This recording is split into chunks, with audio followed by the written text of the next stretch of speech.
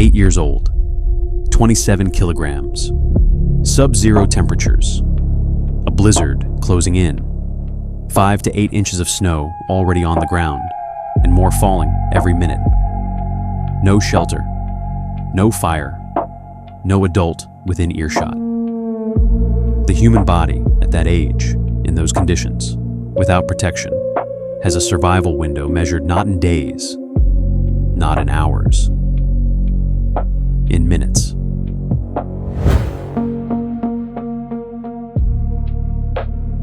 "5 minutes was all it took. 5 minutes between the last moment his grandfather saw him walking up the hill and the moment his father turned around to find nothing behind him. No boy, no sound, no trail. A forest so dense that sound dies after 30 meters. A blizzard arriving precisely at the moment help was needed. A search and rescue team delayed by 5 hours. Every variable in every direction aligned against one child. Against Derrick Engebretson, 8 years old. Oregon, December the 5th, 1998. Hundreds of searchers covered 1,000 acres. Thermal imaging helicopters swept the canopy for 72 hours. Trained tracking dogs, animals with a scent capability 10,000 times sharper than any human being, worked every grid.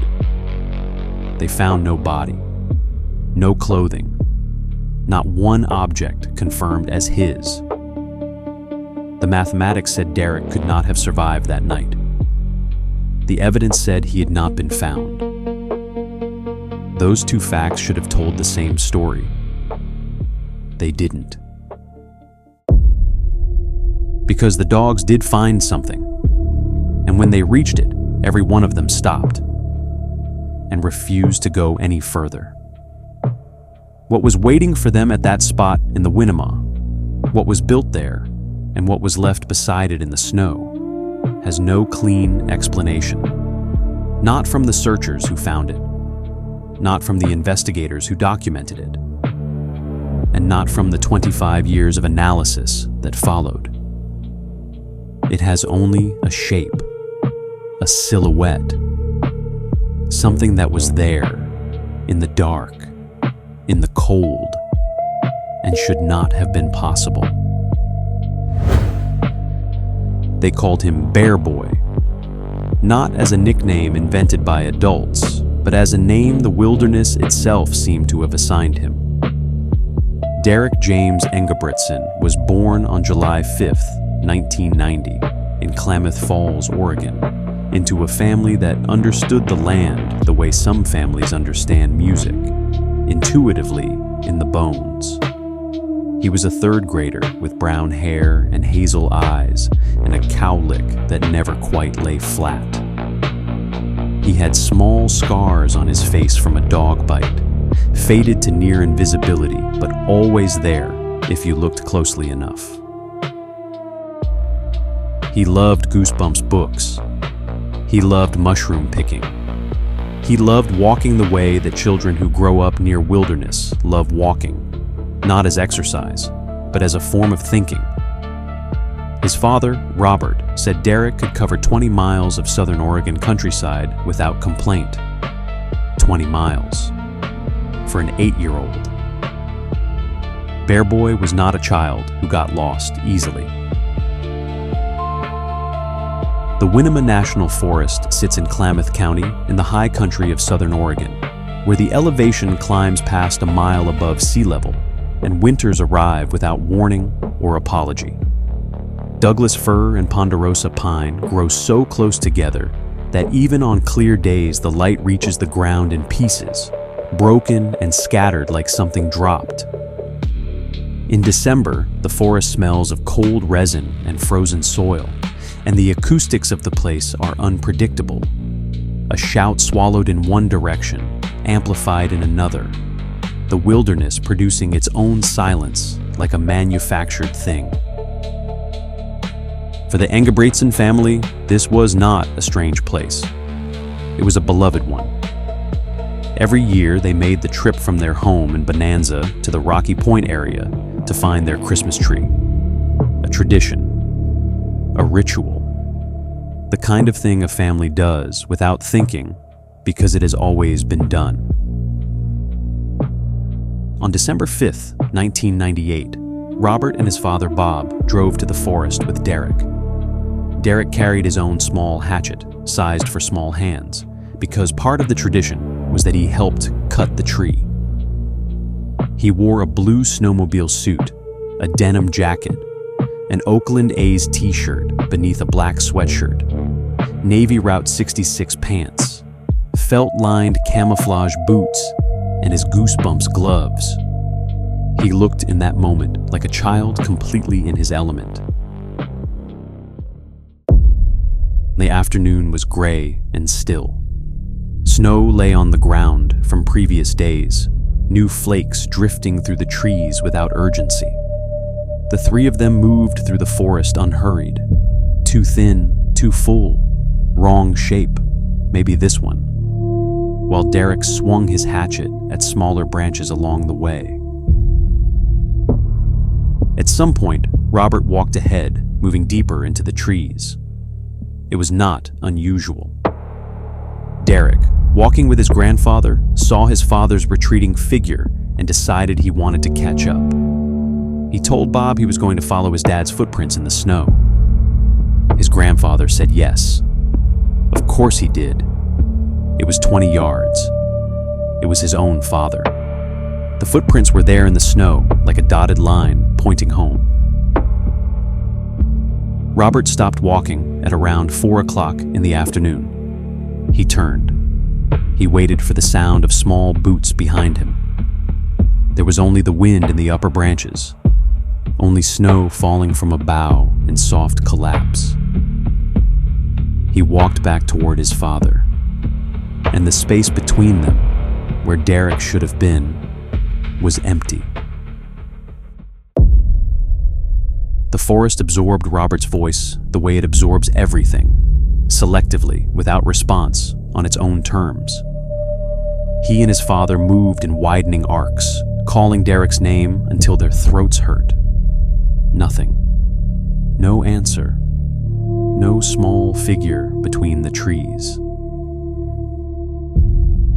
At 4:13 p.m., Bob flagged down a passing motorist on the road near the forest edge. The motorist drove 2 miles to the nearest resort and called 911. But the next delay would cost something far more significant. The Klamath County Search and Rescue Team did not mobilize for nearly 5 hours after that first call. The coordinator, uncertain whether the situation warranted interrupting the team's annual Christmas awards dinner, waited. He waited to be sure. By the time searchers reached the Winema, the light was gone, and something else had arrived. The blizzard, not just as weather, but as an erasure, moved into the forest with a completeness that felt almost deliberate. Snow fell in dense, wind-driven curtains. Temperatures dropped toward zero. And every footprint Derrick Engebretson had left in the snow ceased to exist. Before the blizzard consumed everything, searchers found 2 things in the fading light near the road. A set of small footprints heading north, then looping back south toward the road's edge. And a snow angel. Perfect, symmetrical, pressed into the snow at the road's shoulder. The kind a child makes by lying down and sweeping their arms. The last confirmed physical evidence that Derrick Engebretson had been alive and moving on his own, made at the edge of a road, facing the sky. When morning came and the storm allowed entry, the scale of what had to be done became clear. In December, with fresh snow covering the terrain in layers that disguise hollows, drop-offs, and frozen waterways, 1,000 acres of active search zone becomes something closer to a maze built to be unsolvable. From the first hour of the organized search, the terrain was not merely difficult. It was actively working against them. Hundreds of volunteers arrived, ground teams and grid patterns, horseback units, all-terrain vehicles. Helicopters with thermal imaging swept the canopy in low passes, sensors calibrated to detect the warmth of a living body against the cold of the forest floor. The thermal cameras found nothing. Not a flicker, not an anomaly. As though Derrick Engebretson had not only left no tracks, he had left no warmth. The search dogs came on the second day. Trained animals with hundreds of confirmed finds between them. Dogs that had located people buried under avalanche debris, lost in swamps, hidden beneath collapsed structures. They worked every grid systematically, scent-checked on Derrick's clothing and belongings. They moved. They searched. And then, at a specific location tucked beneath a cluster of fallen logs not far from where Derrick was last seen, they stopped. Every dog, every one of them, independently. They had found the structure. A crude shelter built from fir boughs, branches woven and layered with a care that implied intent, that implied time, that implied someone who understood what a shelter was for and how to make one. Tucked against the log as though whoever built it had understood the basics of cold weather survival. Get low, get covered, block the wind. An 8-year-old who loved the outdoors, carried a hatchet, and had walked 20 miles through Oregon countryside. A child called Bear Boy. Could he have built this? Maybe. But the dogs did not pick up Derrick's scent around it. Not a trace. They circled the shelter and moved away, their handlers watching with expressions that did not translate easily into certainty. A structure built with deliberate hands. No scent. That contradiction had no clean explanation, and it still doesn't. Several days in, volunteers working the area around Rocky Point found something else. A candy wrapper. A bookmark from Bonanza School, Derrick's school, the one he had attended as a third grader in the weeks before the trip. And alongside them, dark against the white surface of the snow, several spots of blood. Blood of unknown origin. Found a couple of miles from where Derrick was last seen. None of it was confirmed as his, but none of it was dismissed either. It sat in the case file like a question written in a language no one could fully read. Robert Engebretson did not stop when the official search was scaled back 8 days after his son disappeared. Every weekend for 2 years, he drove directly from his graveyard shift at the mill to the mountain, arriving before dawn and walking until the light failed. When the spring thaw came in 1999, he examined the ground with a thoroughness that went beyond searching. He examined animal droppings he found, thinking he might see something in them. Perhaps a fingernail. If he would have been on the mountain, Robert said, even being lost, I think he would have been hacking away on trees up there. I never found any trace of that. Derrick's grandfather, Bob, made his own discovery during the early searches. A hole in the ice of a lake near Malone Springs Road, and on the bank beside it, a child's footprint. Divers entered the water the next day. A second dive during the spring thaw. The lake gave nothing back. Now we return to the detail promised at the beginning.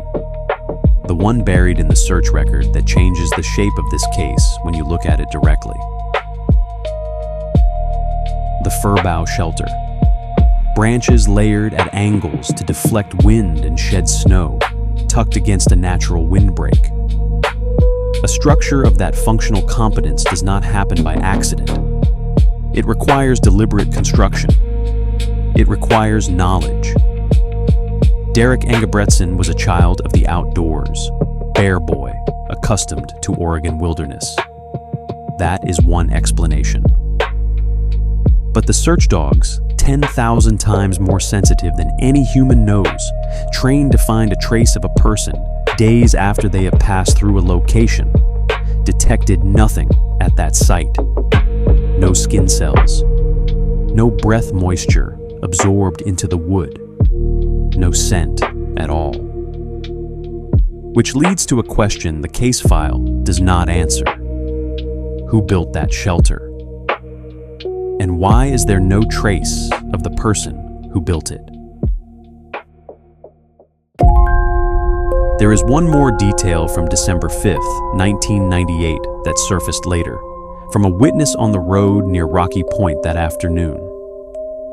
A man in a late model black two-door Honda had been in the area, stopping to ask for directions near the forest at approximately the time Derrick disappeared.